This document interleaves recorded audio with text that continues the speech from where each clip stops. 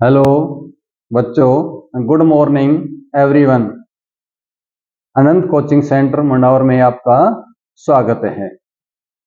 RBSE board ने अब की बार 2024 में किस प्रकार से पेपर तैयार करने जा रहा है, उसका मॉडल पेपर पहले आ चुका है। उसको हम आपके सामने किस प्रकार का पैटर्न होगा, उसका विभाजन किस प्रकार से किया गया है, वो आज आपको दिखलाने जा रहे हैं और उसको समझाएंगे। उसको उत्तर कैसे देने, कौन सा क्वेश्चन कैसे होगा, वस्तुनिष्ठ कितने प्रश्न होंगे, अति लघुतरात्मक कितने होंगे, उसमें लघुतरात्मक कितने होंगे, दीर्घ उत्तरात्मक कैसे हैं, उनको आज हम आपको समझा रहे हैं।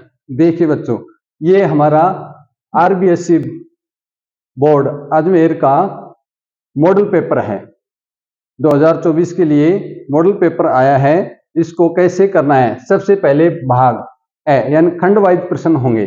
खंड ए में आपको वस्तुनिष्ठ प्रश्न मिलेंगे। उनको कैसे करने हैं, देखिए।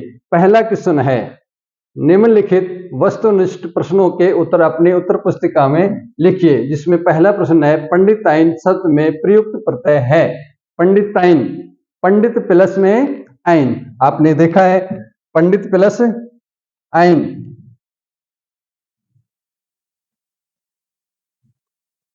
इसमें मूल शब्द है, मूल शब्द क्या है, पंडित, और प्रत्यय जुड़ा है आइन। प्रत्यय क्या जुड़ा, आइन। क्या बन गया, पंडिताइन। क्या बना है, पंडिताइन। तो यहां जो पंडिताइन बना है, तो इसमें देखिए कौन सा प्रत्यय है, इन, आइन, आनी या नी। कौन सा प्रत्यय है, आइन है। कौन सा है, आइन है। यहां आंसर क्या होगा, आइन।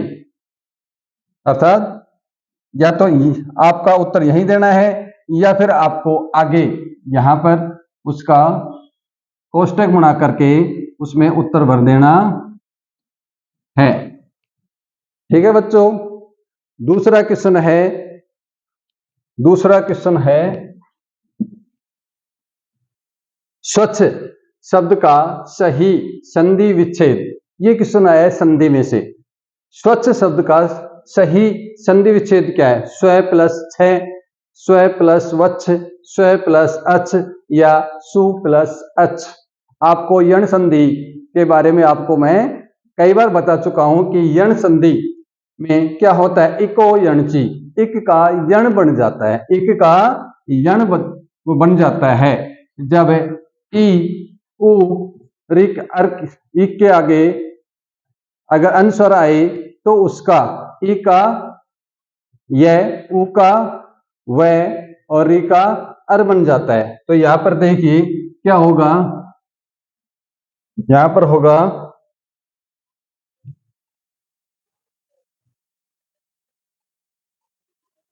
सु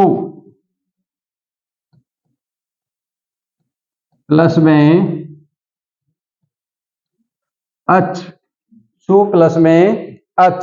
सु में क्या है, उ आया, सु में क्या आया, उ, आगे अन्य स्वर आया, इसलिए उ का क्या बन गया, व। और जिस वर्ण में, जिस व्यंजन में स्वर की मात्रा है वह व्यंजन आधा हो जाता है, इसलिए सु का क्या बन गया, से का क्या बन गया, आधा से। और वह आगे अच्छ है, क्या बन गया, स्व प्लस में अच्छ, स्वच्छ। इसलिए इसका उत्तर होगा सु प्लस में अच्छ, यण संधि होगी। इसमें कौन संधि है बच्चों, यण संधि है। अगला है, भ्रमर गीत की भाषा है। भ्रमर गीत जो सूरदास द्वारा रचित है, सूरदास की रचनाओं की जो भाषा है वह ब्रज भाषा रही है। आपको कई बार बता चुके हैं, इसलिए यहां पर कौन सा होगा, ब्रज। कौन सा होगा, ब्रज भाषा। क्योंकि अवधि भाषा तो तुलसीदास की है, अवधि भाषा किसकी है, तुलसीदास की। सूरदास की रचनाओं की भाषा क्या रही है, ब्रज भाषा रही है। अगला है, अट नहीं रही कविता में किसकी आभा का वर्णन है। यहां पर ऋतु का नाम बताना है, कौन सी ऋतु के वर्णन का नाम है। फागुन, श्रावण, चैत्र या बैसाख अट नहीं रही है। यहाँ फागुन ऋतु का वर्णन किया है, इसलिए यहां पर कौन सा होगा? ए। कौन सा है? ए है। अगला क्वेश्चन है,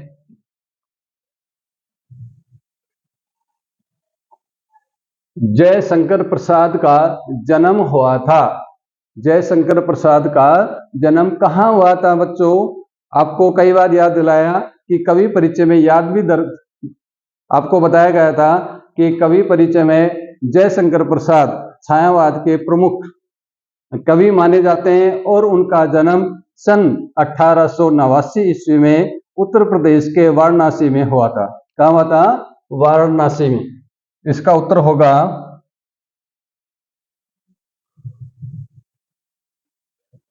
वाराणसी।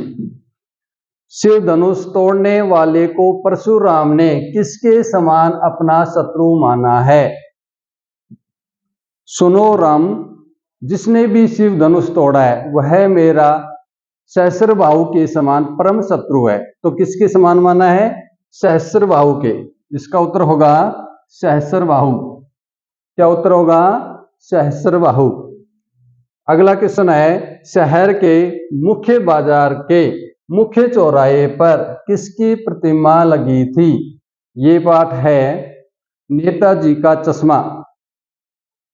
नेताजी का चश्मा, जिसके रचयिता है स्वयं प्रकाश, उस पाठ से लिया गया है। तो बताओ अपने कौन से नेता किसकी प्रतिमा लगी थी?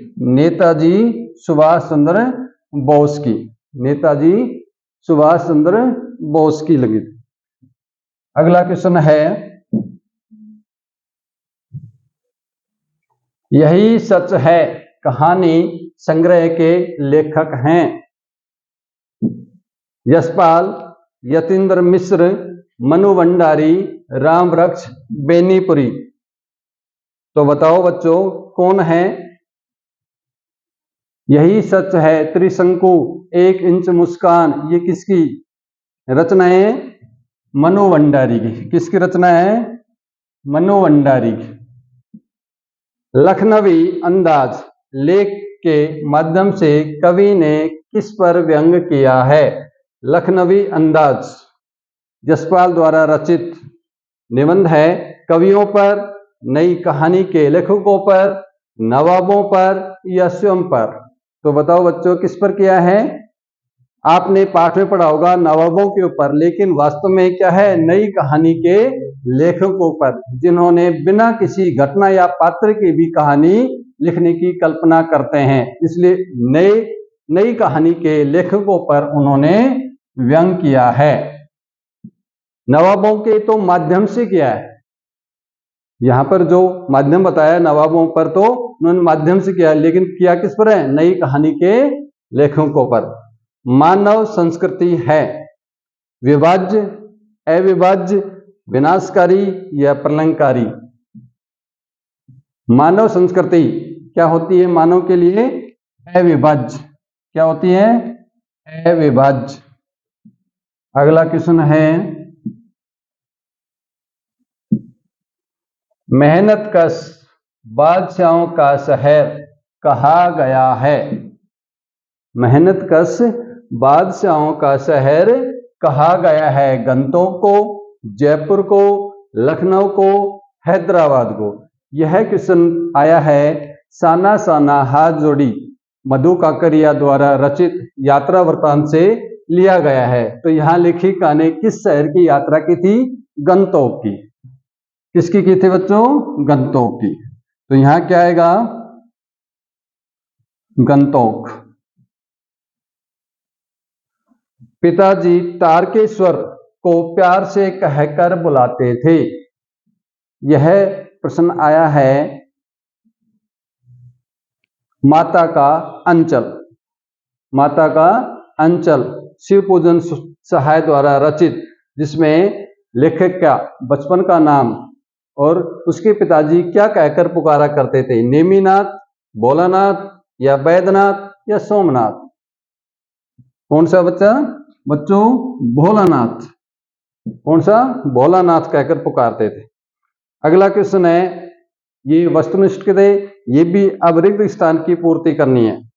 जिस क्रिया में दो क्रम प्रयुक्त होते हैं उसे किस प्रकार की क्रिया कहते हैं? क्रिया किसे कहते हैं बच्चों?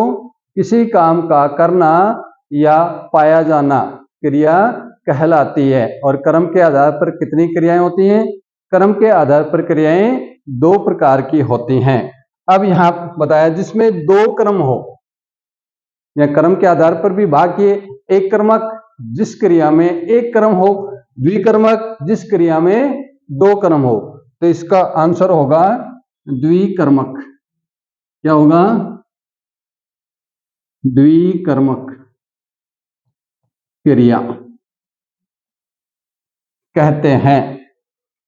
अगला क्वेश्चन है, अविकारी शब्द को ही कहते हैं, अर्थात अविकारी शब्दों का दूसरा नाम क्या है? अविकारी शब्द वे शब्द कहलाते हैं जो लिंग, पुरुष, वचन, काल, कारक के अनुसार अपना रूप नहीं बदलते हैं, वो अविकारी। अर्थात जो किसी भी लिंग, वचन, काल के अनुसार खर्च नहीं होते हैं, इसलिए उनको हम अव्यय भी कहते हैं। क्या कहते हैं उनको? अव्यय, अव्यय कहते हैं। अगला है, खाली जगह समास के दोनों पद समान रूप से प्रधान हो। बच्चों ये समास से प्रश्न बना है। समास 6 प्रकार के होते हैं। समास 6 प्रकार के होते हैं, जिसका पहला पद उपसर्ग हो या अविकारी हो तो उसको हम क्या कहते हैं? अव्यय। दूसरा, जिसका उत्तर पद प्रधान होता है वो तत्पुरुष।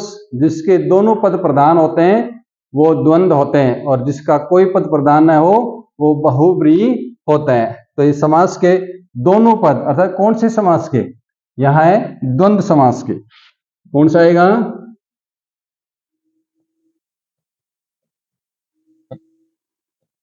द्वंद्व समास के दोनों पद समान रूप से प्रधान होते हैं। अगला क्वेश्चन है, संज्ञा, सर्वनाम, क्रिया या अव्यय शब्द के साथ क्या जोड़कर विशेषण बनाए जाते हैं? बताओ बच्चों, क्या जोड़कर? प्रत्यय जोड़कर। क्या जोड़कर? प्रत्यय।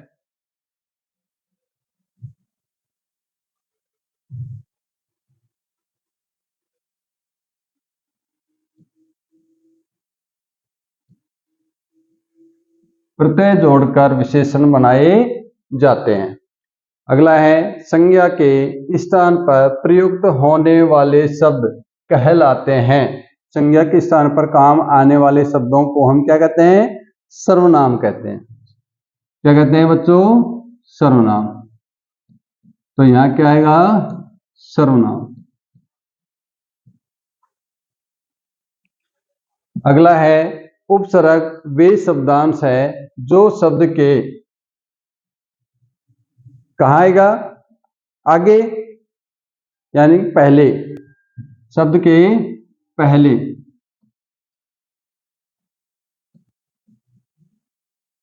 जुड़कर शब्द के अर्थ को बदल देते हैं, वे उपसर्ग कहलाते हैं। या उपसर्ग वे शब्दांश है जो शब्द के आदि में, आदि माना पूर्व, आदि माना पूर्व, पहले, कोई भी शब्द बोल सकते हैं हम, उसको जुड़ करके अर्थ को बदल देते हैं, वो क्या कहलाएंगे? उपसर्ग कहलाएंगे। तो ये अपने रिक्त स्थान के प्रश्न थे।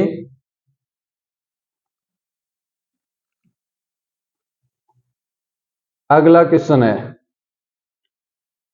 अपठित गद्यांश को पढ़ करके दिए गए प्रश्नों के उत्तर अपने उत्तर पुस्तिका में लिखिए। तो ये अपठित गद्यांश और एक अपठित पद्यांश आएंगे, जिसमें एक एक नंबर के 6 क्वेश्चन होंगे। तो उनके आपको उत्तर पुस्तिका में उत्तर लिखने होंगे। पहले उसको ध्यान से पढ़ना है आपको। उसको क्या पढ़ना है? बड़े ध्यान से, कि वो उसके माध्यम से लेखक क्या कह रहा है, किस बात पर यहाँ पर ध्यान दिलाया है। यदि किसी राष्ट्र का समुचित विकास तथा उसके नागरिकों का सही व्यक्तित्व निर्माण करना हो तो उसकी शिक्षा का स्व उद्देश्य होना अनिवार्य है।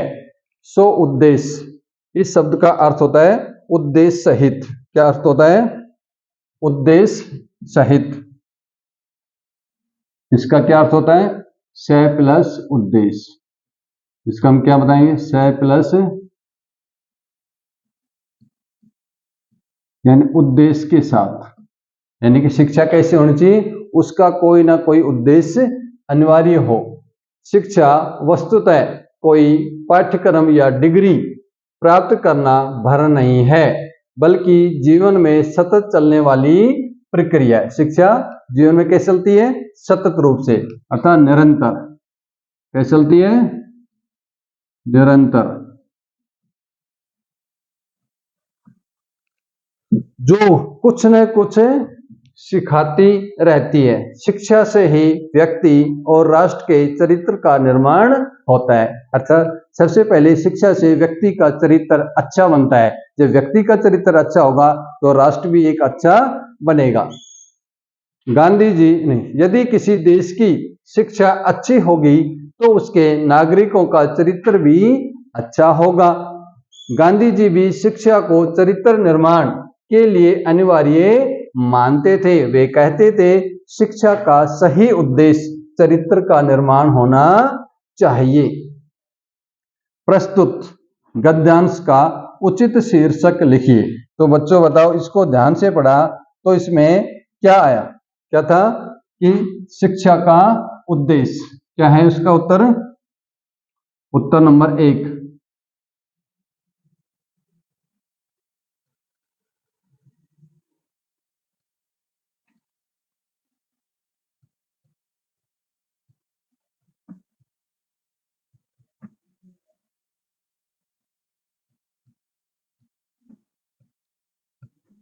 शिक्षा के उद्देश्य, व्यक्ति और राष्ट्र का चरित्र निर्माण किसके द्वारा होता है? व्यक्ति और राष्ट्र का निर्माण किसके द्वारा होता है? उत्तर 2। किसके द्वारा होता है? शिक्षा के द्वारा।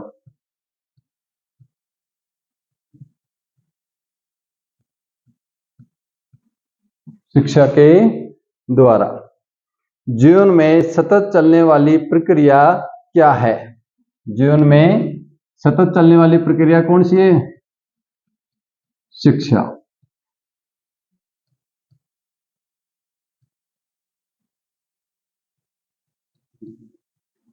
उत्तर नंबर 4। राष्ट्र के विकास व नागरिकों के व्यक्तित्व निर्माण हेतु शिक्षा कैसी होनी चाहिए? शिक्षा कैसी होनी चाहिए? स उद्देश्य। कैसे होनी चाहिए? स उद्देश्य।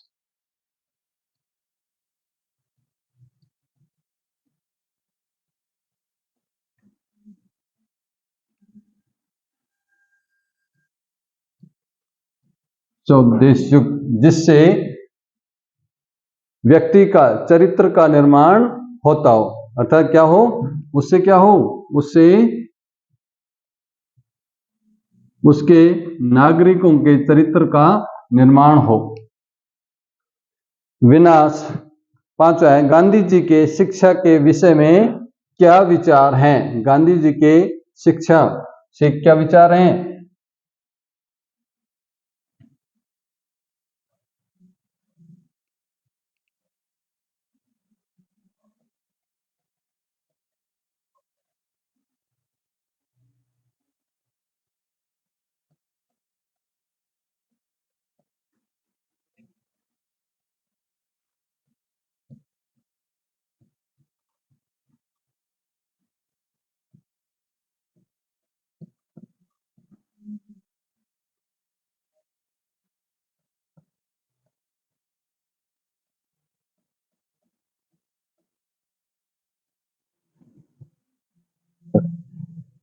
विनाश शब्द का विपरीत अर्थक शब्द गद्यांश में से छांटकर लिखिए। विनाश, विनाश का अर्थ है नष्ट होना, और इसके क्या होगा उत्तर? विनाश का विलोम होगा निर्माण।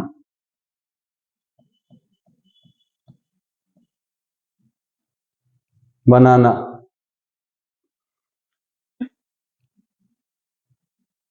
अगला क्वेश्चन है,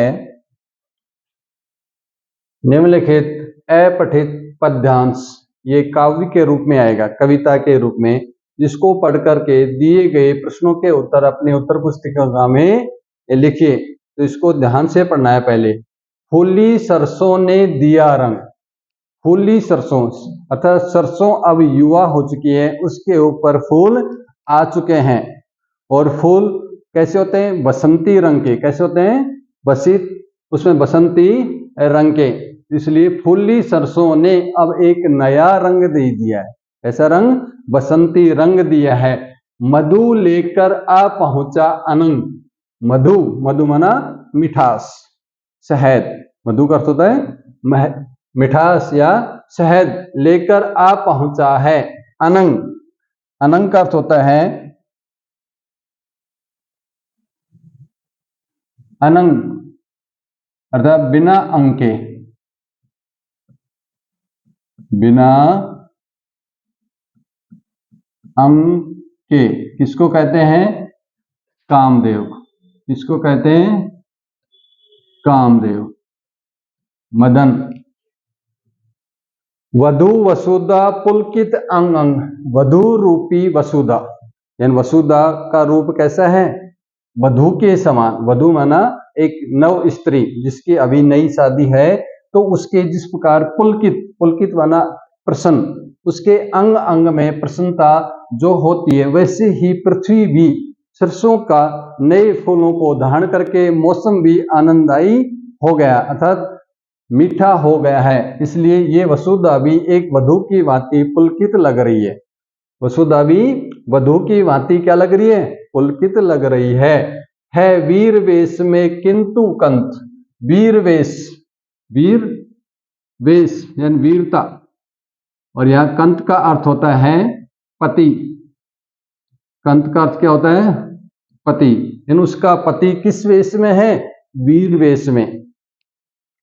वीरों का कैसा हो बसंत, अर्थात वीरों का वसंत कैसा हो, इसके बारे में बताया है। उपयुक्त पद्यांश का उचित शीर्षक लिखिए। उचित शीर्षक क्या होगा? वीरों का वसंत, वीरों का वसंत। मधु लेकर कौन आया? मधु लेकर कौन आया? बसंत। बसंत ऋतु की बात हो रही है यहां पर। कौन लेकर आया? बसंत। कंत किस वेश में है? तो कंत किस वेश में है? वीर वेश में।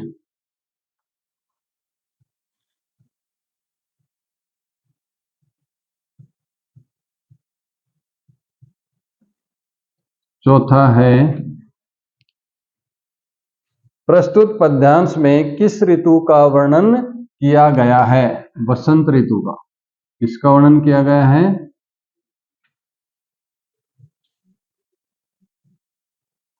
बसंत ऋतु का।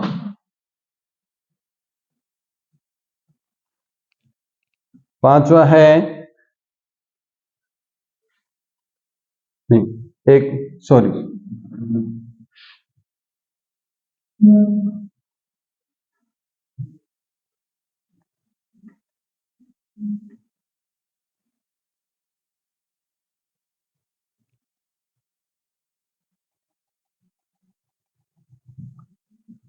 चौथा क्वेश्चन था, वसुधा की तुलना किससे की गई है? वसुधा की तुलना वधु से की गई है।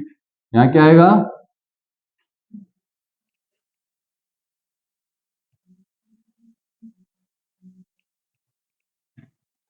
वधु।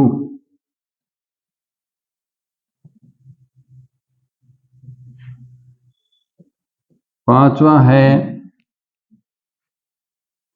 प्रस्तुत पद्यांश में किस ऋतु का वर्णन किया गया है? वसंत ऋतु का।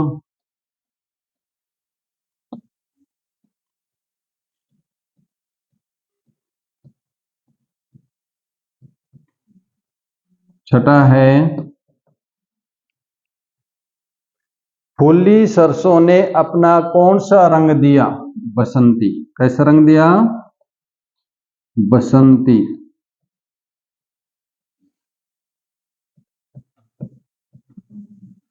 इस प्रकार से आपको एक या कुछ शब्दों में उत्तर देने हैं। अगला क्वेश्चन है,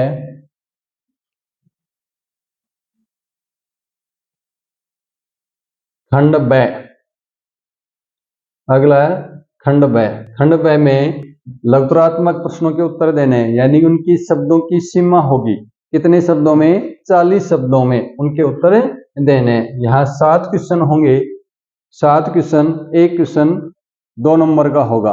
इस प्रकार से ये सेक्शन बी 14 नंबर का होगा, जिसमें कैसे उत्तर देने? काशी संस्कृति की पाठशाला है, नौबत खाने में इबादत पाठ के आधार पर लिखिए।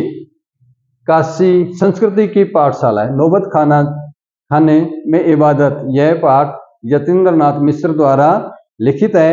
इसमें लेखक ने बताया, क्या लिखना है इसमें?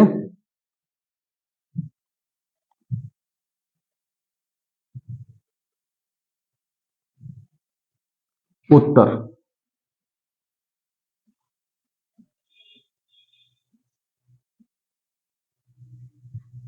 काशी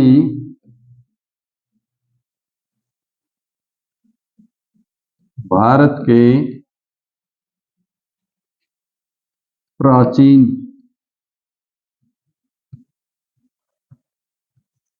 प्राचीनतम शहरों में से एक है। यहाँ भारतीय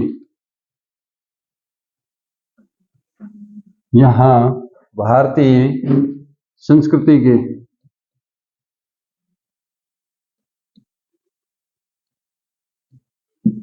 विविध रूप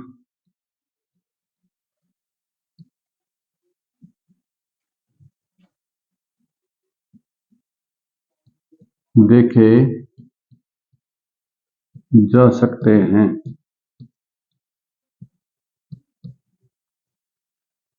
यह भारत का प्राचीनतम शहरों में से एक है। यहाँ भारतीय संस्कृति के विविध रूप देखे जा सकते हैं। यहाँ यह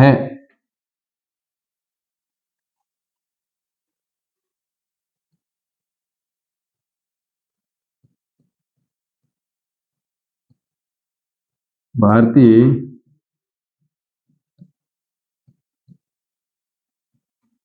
संस्कृति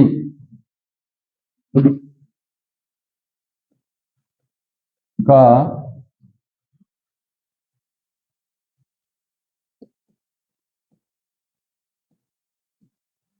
संगम स्थल है।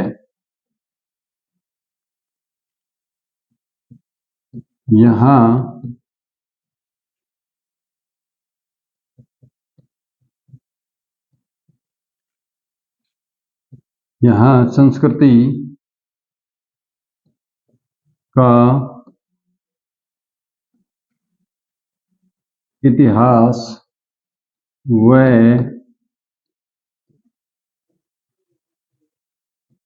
विकास, यहाँ संस्कृति का इतिहास व विकास का अध्ययन किया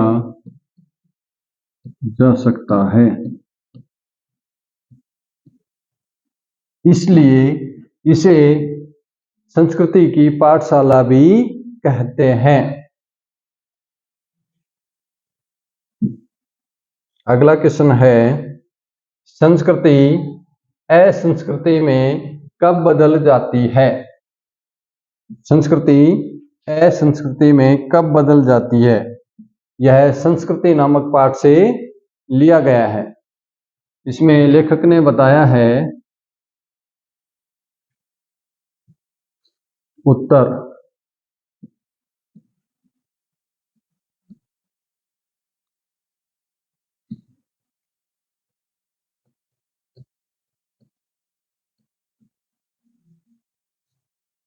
संस्कृति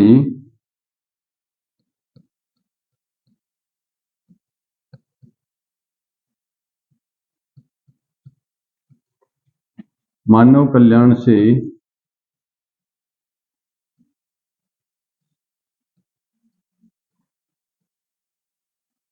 अटूट होती है।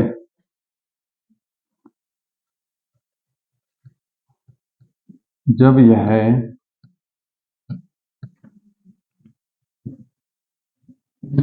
मानव कल्याण की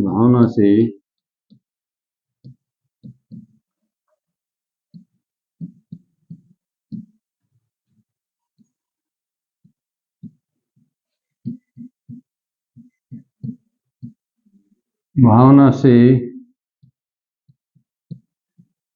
विपरीत अकल्याण की भावना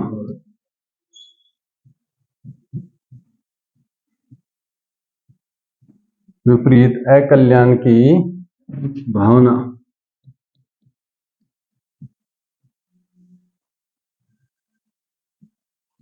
से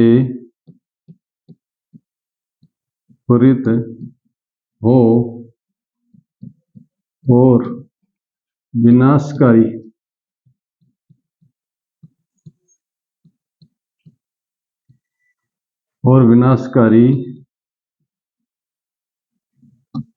बन जाए तो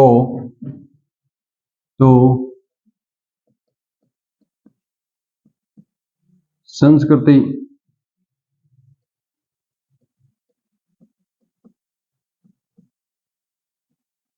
असंस्कृति में बदल जाती है।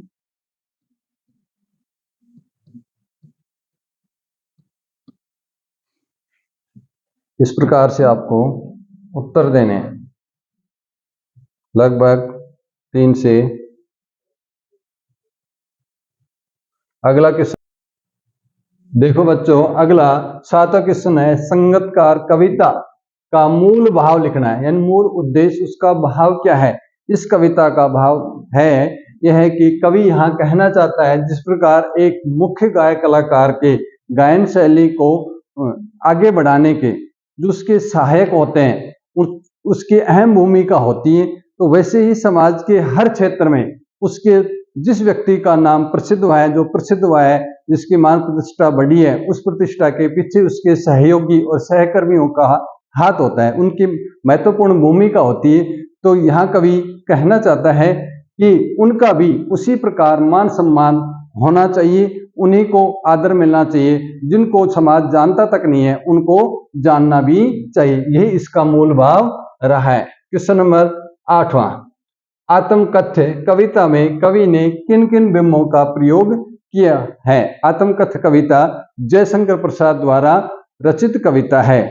इसमें कवि ने बताया है कि जैसे मधुप, मुरझाई पत्तियां, चांदनी रातें, उज्जवल गीत, इस प्रकार से जो बिंबात्मक अर्थात प्रतीकात्मक शैली का प्रयोग किया है, ऐसे उदाहरण देख करके उन्होंने अपनी आत्मकथा का वर्णन किया है। जिस प्रकार मधुप गुनगुना कर कह जाता कौन कहानी यह अपनी, मुरझा कर गिर रही देखो पत्तियां कितनी आज घनी। तो इस प्रकार की कई बिंबों का प्रयोग करते हुए उन्होंने अपनी स्वयं की आत्मकथा के बारे में बताया है। अगला क्वेश्चन है लेखक को हिरोशिमा के विस्फोट को प्रत्यक्ष देखकर कैसा अनुभव हुआ।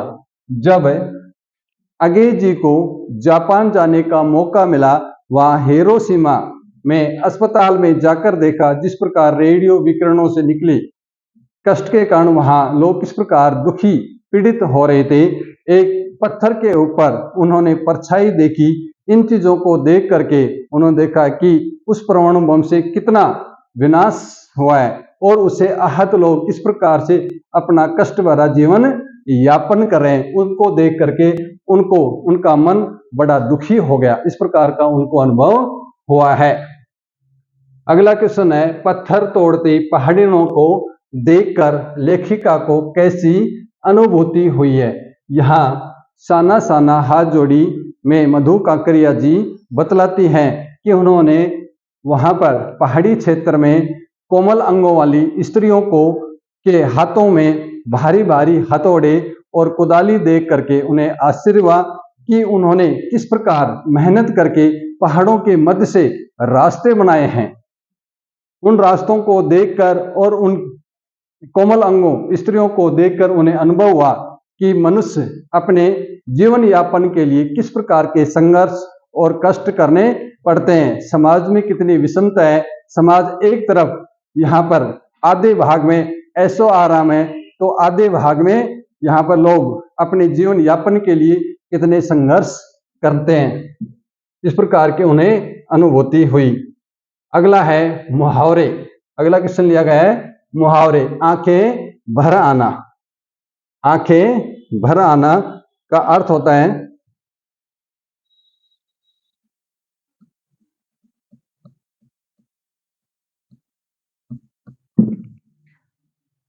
आंखें भर आना। इसका अर्थ होता है आंखों में आंसू आ जाना।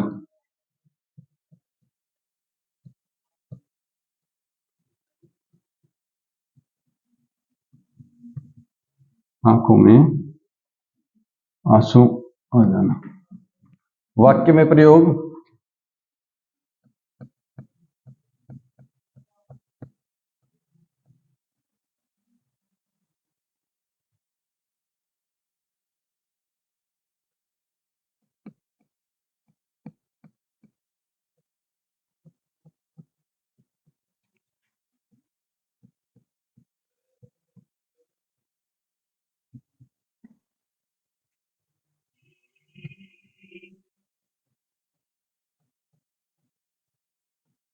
शरीर को देखकर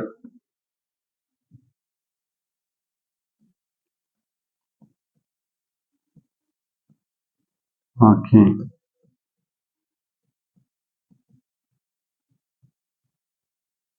भर आई। इस प्रकार वाक्य में प्रयोग करना है। ठीक है बच्चों, आज के लिए इतना ही काफी है। अगले नेक्स्ट वीडियो में अगला पार्ट खंड स और द का वर्णन करेंगे।